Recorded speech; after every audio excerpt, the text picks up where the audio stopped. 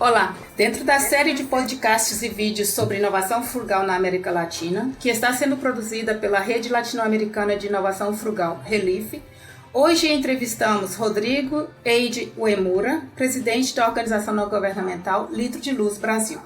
A coordenação desse projeto Onda Frugal está a cargo de Mário Mansi, professor da Universidade Javeriana de Colômbia, e conduzindo essa entrevista estamos eu, Maria Lima Toivonen, fundadora da Inodeva, consultoria de inovação e desenvolvimento, e o professor André Moraes dos Santos, da Universidade do Vale do Itajaí, Univale. A coordenação técnica é do professor Javier Reis, da Universidade Nacional de Colômbia, e com o apoio de Maria Elizabeth Penha. A Litro de Luz produz uma solução frugal para promover acesso à iluminação a pessoas que vivem em regiões sem eletricidade. Pasmem, no Brasil e mesmo próximo de centros urbanos, há muitas comunidades vivendo nessa situação. Um exemplo pode ser visto na reportagem do programa Globo Rural, veiculado no dia 6 de agosto de 2023, apresentada por Ellen Martins. Então, ouçamos o Rodrigo nos falar o que é e como trabalha a Litro de Luz. Rodrigo, por favor, nos fale quem é Rodrigo Eide Uemura. Olá pessoal, tudo bem? Bom, primeiro eu queria agradecer o convite e falar aqui sobre o Litro de Luz, sobre inovação frugal. E contando um pouquinho de mim, eu sou aqui natural de São Paulo, morei boa parte da minha vida no Paraná, em Londrina, mas voltei aqui para fazer faculdade e desde então tenho emergido nessa área de inovação social, de impacto social, que foi quando eu entrei no Litro de Luz como voluntário, quando era uma organização de final de semana, que a gente queria mudar o mundo por meio desse voluntariado, até que a gente resolveu transformar o Litro de Luz e institucionalizar como modelo de negócio para escalar o nosso impacto por meio dessas nossas soluções, né? Então, atualmente eu estou como presidente do Litro de Luz e estamos aí nessa luta para conseguir iluminar o Brasil uma garrafa de cada vez. Então, Rodrigo, a Litro de Luz, e eu coloco a ênfase no A, né, é a organização não governamental. Mas tem uma história bem interessante sobre como o mecânico mineiro Moser criou o Litro de Luz. Você pode nos falar como se deu essa invenção e como ela se difundiu e hoje estando em vários países? Legal. Bom, essa história começou lá em 2001.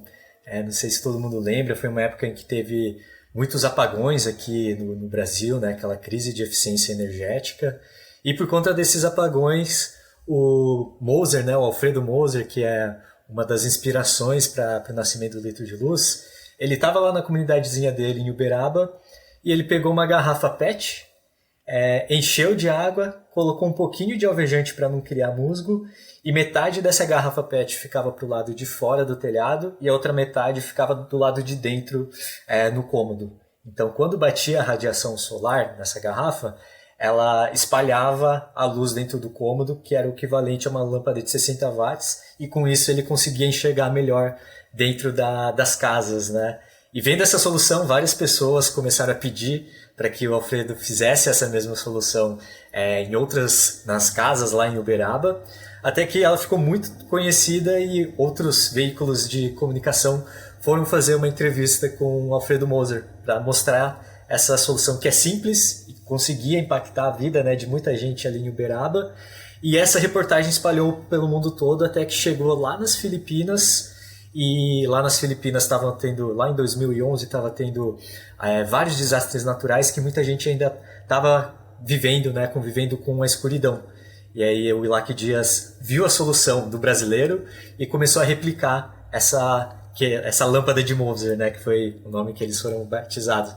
E aí essa lâmpada de Moser começou a se espalhar pelas Filipinas também, e esse filipino Ilac Dias criou o movimento Liter of Light, que voltou para o Brasil. A gente gosta de falar, né, que voltou para cá para o Brasil porque a inspiração foi de um brasileiro, né, essa criatividade que o brasileiro tem, e voltou aqui para o Brasil em 2014, e hoje a gente está nas 5 regiões do Brasil, a gente está conseguindo iluminar outras localidades também com outras soluções, que acho que vai ser um pouquinho do papo que a gente vai falar hoje, dessas soluções do litro de luz.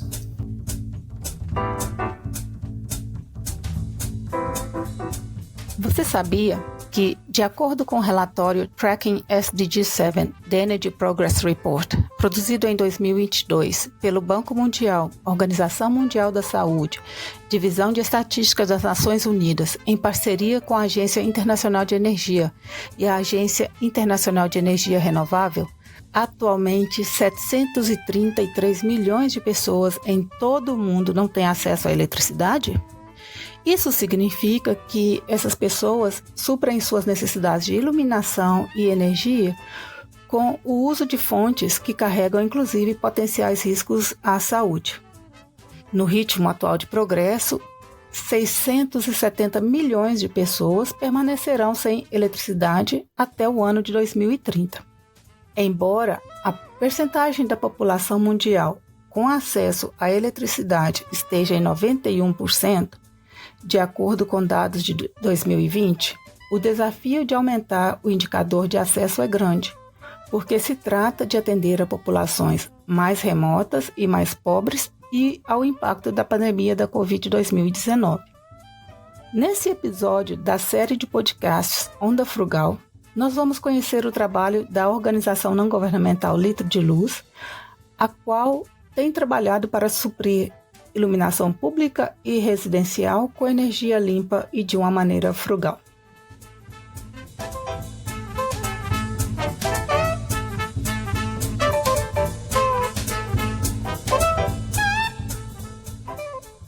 Ok, Rodrigo, nossa, fantástica essa sua história. E Rodrigo, nós gostaríamos que você contasse um pouco mais pra gente como a Litro de Luz leva o litro de luz às comunidades que necessitam dessa solução.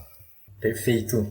Bom, o litro de luz ele é muito conhecido, né, pelas nossas soluções, não só essa lâmpada de Moser, né, que eu acabei de falar, mas também a gente tem o poste solar, que é uma solução fixa, que tem uma placa solar na parte de cima, que ela capta a radiação, armazena dentro de uma bateria, que fica dentro de uma caixinha hermética e durante a noite descarrega nas lâmpadas de LED, que são protegidas por uma garrafa PET também, né? Então essa solução ela é uma solução fixa, que a gente cava um buraco e coloca, né, para ambientes externos. E a gente também tem uma outra solução, que é o lampião. Que basicamente o lampião ele tem o mesmo funcionamento do poste solar, então tem uma placa solar que é conectada a ela. A grande diferença é que o lampião ele é portátil. Então, o pessoal nas comunidades, principalmente comunidades ribeirinhas, comunidades rurais, né, essas comunidades que são mais afastadas, elas conseguem usar tanto dentro quanto fora de casa, diferente do poste que é utilizado mais para o lado de fora, né? E essas soluções elas são todas pensadas com a comunidade como centro de todo o nosso processo, de todo o nosso foco, porque a gente acredita muito que tudo isso que a gente faz é para eles. Então a gente tem que pensar nas necessidades deles para conseguir ter um sucesso, né, do nosso projeto trabalhado junto com eles. E isso reflete nas nossas soluções. Então as nossas soluções são adaptadas para a necessidade e o interesse da comunidade, assim como também a nossa forma de trabalhar. Então o Litro de Luz é muito conhecido pelas tecnologias, mas a gente também tem uma outra tecnologia social, que é a nossa metodologia. Então, antes da gente fazer uma instalação junto com a comunidade, a gente, durante 2 meses antes, ou até 3, dependendo da comunidade, a gente faz um processo de engajamento comunitário, conhece o território, identifica potenciais lideranças para trabalhar junto com elas, e eles ensinam a gente qual que é a melhor forma de trabalhar naquela comunidade, onde são os melhores lugares para colocar os nossos postes, quais são as principais famílias que precisam mais, né, dos lampiões solares, e a gente forma o que a gente chama de embaixadores durante esse processo. Então, aquelas pessoas que mais se engajarem com a gente convida para passar por um processo de formação de embaixador, que a gente capacita sobre liderança, comunicação, mais a fundo sobre as nossas soluções, né, a parte técnica, para depois que a gente fizer a ação, e na ação a gente leva tudo desmontado para a comunidade trabalhar junto com a gente ensinar eles a montar, para que depois, quando a gente vai embora, a comunidade conseguir fazer a manutenção, conseguir arrumar, limpar, fazer tudo de forma mais independente da gente. E caso eles precisem de alguma ajuda, aí sim eles recorrem aos embaixadores. E depois, se os embaixadores não conseguirem resolver os problemas, aí eles falam com a gente. Mas como as nossas soluções são super simples, a gente capacita eles para que eles consigam resolver quase todos os problemas, né? E tudo isso a gente faz por meio de parcerias, né? Então, a gente vende serviços de voluntariado corporativo para que a gente consiga trazer colaboradores das empresas para fazer esse dia da instalação junto com a gente. A gente faz oficinas também nas empresas, a gente faz ações na área de influência, ações voltadas para marketing social. Então, tudo isso a gente faz por meio dessa parcerias, né, de diferentes partes, né, parceiros corporativos junto com parceiros da comunidade, junto com parceiros que são os voluntários e pessoas contratadas do Litro de Luz, né? Então tudo isso por meio de uma rede de apoio. Rede fantástica, Rodrigo. E Rodrigo, eu vou fazer uma pergunta para você perante a seguinte frase: fazer mais com menos recursos e melhor. Como você enxerga o Litro de Luz? Eu acho que tem tudo a ver com o Litro de Luz e as nossas soluções, né, essa frase. Porque a nossa ideia é que as nossas tecnologias realmente sejam muito simples, para que a gente consiga replicar, para que a gente consiga fazer com que qualquer pessoa consiga montar fazer a manutenção dela. Então, quando o pessoal olha uma solução do Litro de Luz, eles podem pensar, nossa, ela é muito simples, né? Muita gente até dá algumas dicas, por que vocês não colocam internet no poste? Por que vocês não colocam um GPS ali? Mas a nossa ideia é que realmente a gente consiga fazer coisas simples e muito focado na comunidade, né? Então a gente ouve muito a comunidade para ver o que elas precisam e qual que é a forma mais simples da gente fazer funcionamento dessa solução para que aquilo seja mais favorável para a comunidade, né? Então muitas vezes, né, a pessoa fala, por que não coloca o GPS, por que não coloca a internet? Mas muitas vezes as comunidades não querem isso, né? Muitas vezes elas querem, né? Mas a gente gosta muito de ouvir primeiro as comunidades, ver quais são as demandas da comunidade e pensar da forma mais simples de fazer as nossas soluções para que ela seja mais sustentável no longo prazo e também seja replicável e fácil de fazer a manutenção. Então, a gente quer que seja tudo, né, feito com menos para que tenha um impacto maior. Rodrigo, essa ideia, essas soluções de vocês, elas se enquadram totalmente dentro da ideia de frugalidade, né? Mas antes do contato com a Onda Frugal, você sabia que o Litro de Luz tem este enfoque frugal? Realmente, antes de conhecer o conceito, eu não fazia ideia, né, do que era essa onda frugal, mas depois pesquisando um pouco mais, a gente viu que faz todo sentido, né? E faz sentido pela nossa prática, porque a gente foi adaptando a nossa metodologia, as nossas soluções, a forma de trabalhar da forma que faz mais sentido. E a gente viu que, conhecendo agora melhor, né, o conceito de frugalidade, inovação frugal também, a gente viu que está bem alinhado com a forma com que a gente pensa, com a nossa cultura, a nossa forma de fazer e causar impacto, né? E aprofundando então, né, sobre frugalidade no Litro de Luz, academicamente, né, tem dois autores, principalmente, a Weyraud e Herstad, que propõem 3 características para identificar uma solução como uma inovação frugal.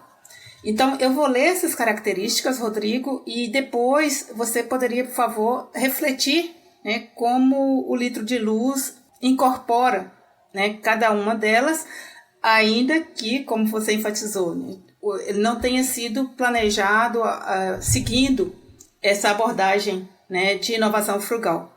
Mas como nós avaliamos, e agora, né, você pode referendar, essa solução, né, sim, reflete, né, a inovação frugal, e aí você pode nos explicitar como. Então, eu vou ler, a primeira característica é que essas soluções, elas focam nas funcionalidades básicas. A segunda, é que elas tenham desempenho ótimo ou otimizado. E a terceira é que possuam um custo bem menor que as soluções tradicionais de mercado. Você pode, digamos, qualificar o litro de luz considerando essas 3 características? Vamos lá, vou aceitar o desafio, mas eu acho que tem tudo a ver, sim. Vou até começar aqui pelo terceiro ponto, né? Então, as nossas soluções são mais baratas, né, do que outras soluções que a gente vê no mercado, né? Então, nosso poste ele é feito com material, né, de PVC, com garrafa PET, com lâmpadas de LED, né, que são menos potentes do que os postes que tem da prefeitura, né, nos ambientes externos. Então, a nossa ideia é que realmente o custo seja menor, mas que não deixe a qualidade do impacto ser afetada, né? Que eu acho que entra no segundo ponto de desempenho ótimo. Então, as nossas soluções são feitas de forma simples para atender da melhor forma a necessidade das comunidades. Então, a gente sabe que as nossas soluções são construídas hoje para que consiga atender a demanda, né, que eles têm dentro de uma comunidade. Então, se a gente levasse um poste gigantesco, né, que igual tem da prefeitura, para dentro das comunidades, a gente não conseguiria alcançar tantas pessoas quanto a gente gostaria, né? Então, os nossos serviços, os nossos custos seriam muito mais altos. Então, a gente pensa em uma solução simples, mais barata, para conseguir um impacto que faça sentido e que seja relevante também para a comunidade, né? Então, acredito que essa questão da eficiência vem muito nesse lado e é o core, né? É o que a gente quer aqui dentro do litro de luz. Soluções simples para que qualquer um consiga fazer manutenção e manter a sustentabilidade da solução, né? E o último ponto é essas funcionalidades básicas, né? Foi um pouquinho que eu comentei antes, né? Então, tem várias ideias, né, que o pessoal traz pra gente, que são super legais, mas tem que fazer sentido para a comunidade.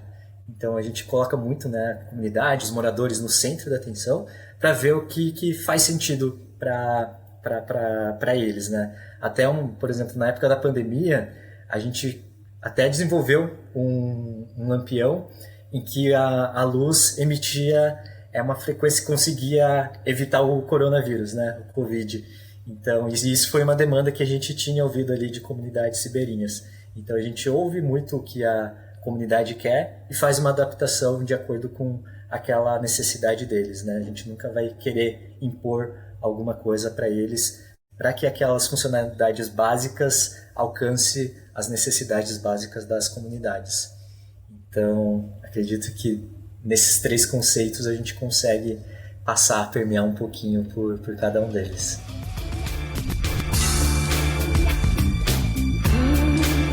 Para saber mais, o litro de luz foi um dos casos analisados no artigo Frugal Energy Innovations for Developing Countries, a Framework, escrito por Sini Numminen e Peter D. Lund, publicado no periódico Global Challenges no ano de 2016. Os autores propõem uma estrutura para definir a frugalidade energética com base em uma análise detalhada de diversas tecnologias energéticas sustentáveis e de baixo custo.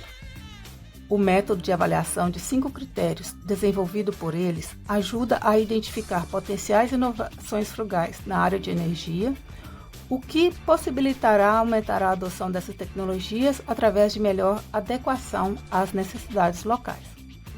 Fogões de biomassa com baixo consumo de combustível, sistemas fotovoltaicos de pequena escala, no qual se inclui o litro de luz, sistemas táticos e picogrids são exemplos dessas tecnologias frugais para suprimento de energia.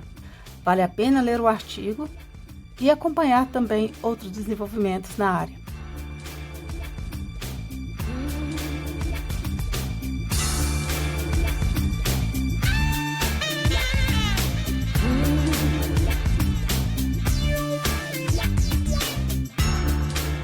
Nossa, Rodrigo, que interessante. E essa abordagem de vocês, né, tanto de ouvir as comunidades quanto tentar trazer melhorias para a solução, o que nós podemos esperar, Rodrigo, em termos de avanço técnico do litro de luz?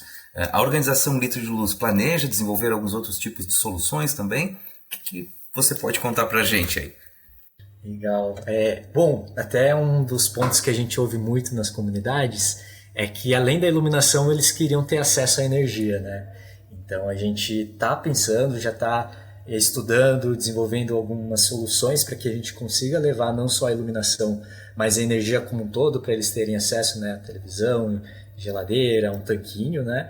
Então, a gente planeja fazer essa expansão para a energia, mas dentro também sempre levando em consideração esses conceitos que são a essência do litro, né? Então a gente quer que as soluções tenham essa visão que faça sentido para a comunidade, que a gente coloque a comunidade no processo de engajamento comunitário, que trabalhe junto com a gente, que encontre a melhor forma, né, de trabalhar com a energia dentro daquela comunidade, né? Mas também a gente tem algumas soluções também voltadas para melhorias daquilo que a gente já tem, né? Então, tanto pelo poste, lampião, a gente sempre está pensando em formas que a gente pode adaptar a solução de uma forma que consiga trazer impacto também para aquelas comunidades, né? Então, de uma forma geral, a gente sempre está melhorando, né, o que a gente já tem, pensa em coisas novas, mas sempre mantendo esse centro que é aquela comunidade dentro do nosso propósito, dentro do nosso processo.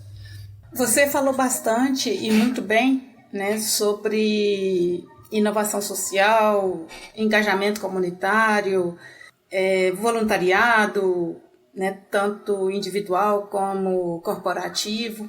Então, isso também está muito relacionado à questão do empreendedorismo, né, especialmente empreendedorismo social.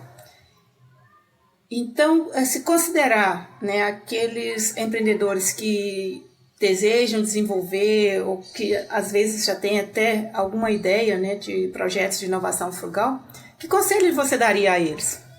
Eu acho que é muito aquela frase, né, do o menos é mais às vezes.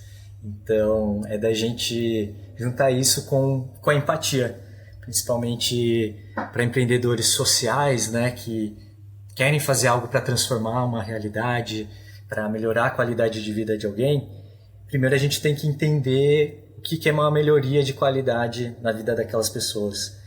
Se parar para ouvir, né, essas pessoas que você quer atender, aprender com elas, para aí sim pensar em uma solução que se adeque àquela necessidade, né? Não tem como a gente chegar, impor, achar que a gente sabe o que é o melhor para elas, porque a gente não viveu a realidade daquela pessoa, a gente não sabe o contexto, né, em que ela está passando agora. Então é importante a gente ouvir para, através dessa escuta, a gente conseguir pensar em soluções que sejam frugais, né? Soluções que sejam simples e eficientes, que vão conseguir impactar aquelas pessoas. Então acho que meu maior conselho é escutar mesmo. Escuta, que a partir da escuta que vão aparecer ideias e através do menos é mais, né, a gente consegue alcançar mais pessoas, escalar esse impacto social que a gente quer fazer para transformar e melhorar um pouquinho, né, o mundo, reduzir as desigualdades. Eu te agradeço muito, Rodrigo, por, né, falar para a gente do litro de luz, da litro de luz, como ela consegue, né, levar a iluminação para essas comunidades remotas. Aliás, não somente remotas, né?